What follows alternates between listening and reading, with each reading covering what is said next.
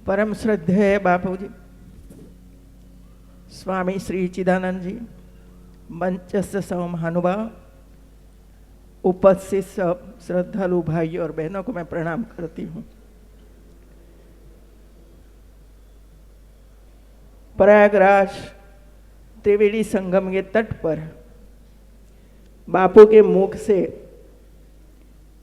राम और रामायण सुनना एक भाग्य, जो भाग्यशाली होते हैं उनको ही मिलता है।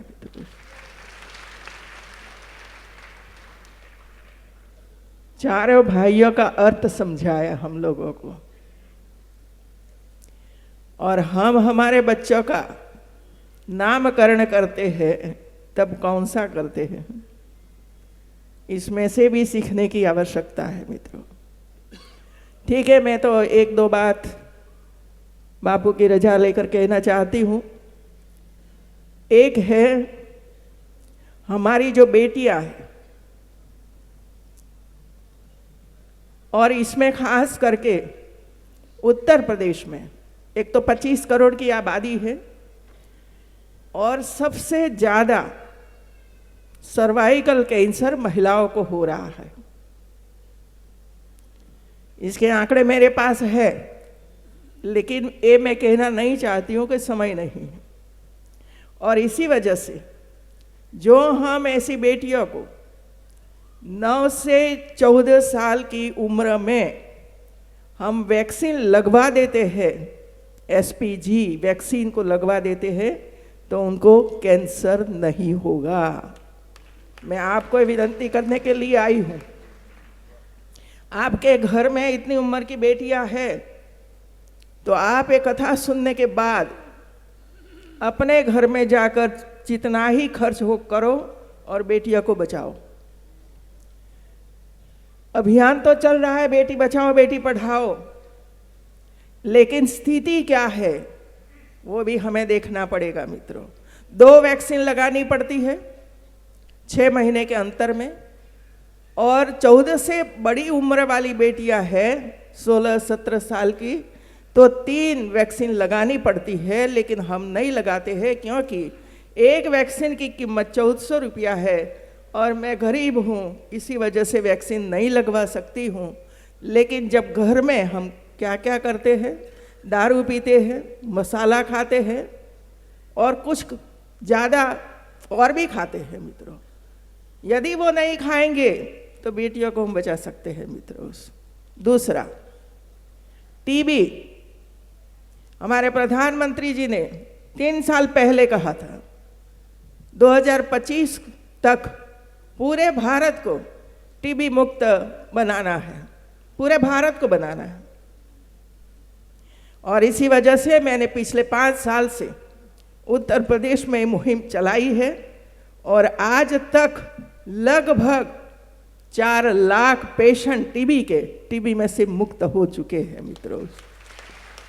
तो सेवा का भाव ये होना चाहिए कि हमारे आसपास जो बच्चे हैं, जो युवा है, आने वाले समय में वो ही भारत को विकसित करने जा रहे हैं।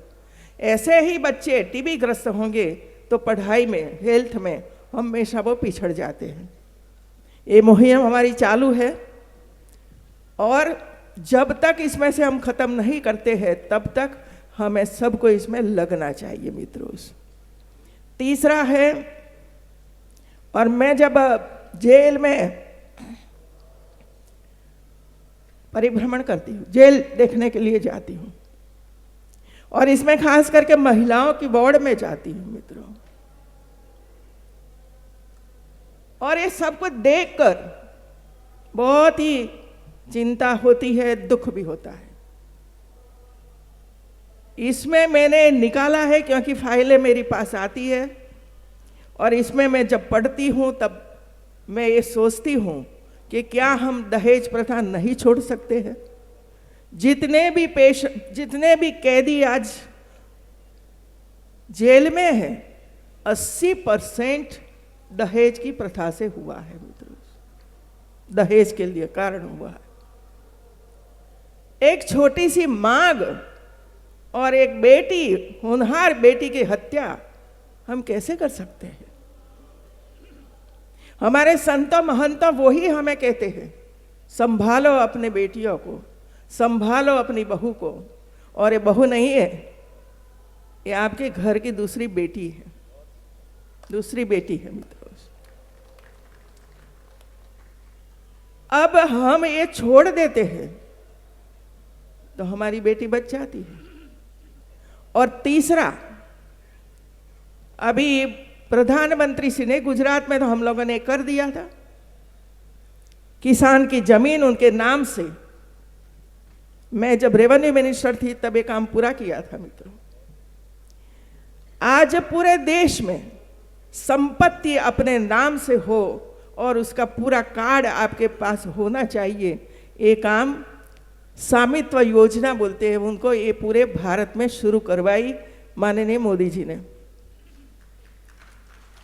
अभी 4 दिन पहले ही मैंने बाराबंकी में 500 से भी ज्यादा लोगों को ये स्वामित्व कार्ड दिया।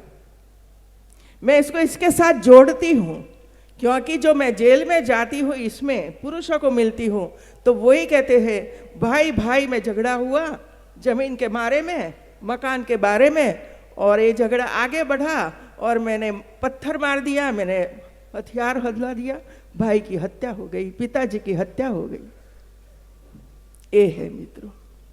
अभी मुझे लगता है कि जो योजना स्वामित्व योजना चली है ये हम परफेक्टली पूरा कर देते हैं तो मैं मानती हूँ आधा गुना कम हो जाएगा, क्योंकि बंटवारा अच्छी तरह से हो जाएगा। कोई वाद विवाद भी नहीं होगा कि मेरी जमीन है मुझे कम मिला, ये वाद विवाद खत्म हो जाएगा मित्रों। मेरा कहना ये है मित्रों, हम शांति से परिवार के साथ बैठकर पिताजी की सम्मति से, मार्गदर्शन से, माताजी की सम्मति से, मार्गदर्शन से हम बंटवारा नहीं कर सकते हैं मित्रों। इतनी उदारता होनी चाहिए मित्रों। जब राम भगवान सर्व छोड़कर 14 साल के लिए वनवास करते हैं, छोड़ देते हैं सब, हमें सुनते रहते हैं मित्रों, लेकिन 1 इंच जमीन छोड़ने के लिए हम तैयार नहीं होते हैं। भाई चला जाए, भाभी चली जाए तो चलेगा, लेकिन 1 इंच जमीन नहीं चलनी चाहिए मित्रों। ये सोच है हमारी मित्रों। आज के प्रसंग में मैं इसी वजह से ये विषय को उठाया है कि हमारे बापू, मैं भी गुजरात की हूँ,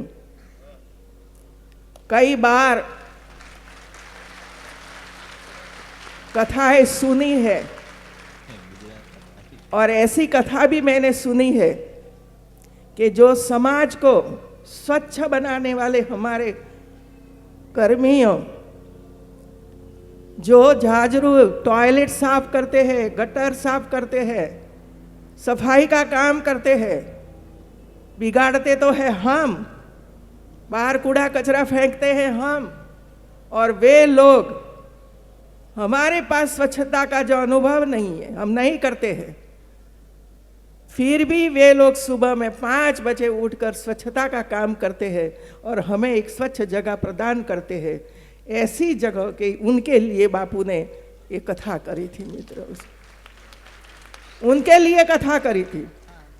और कल मैं टीवी देखती थी तब बापू ऐसे समाज के पास बैठे थे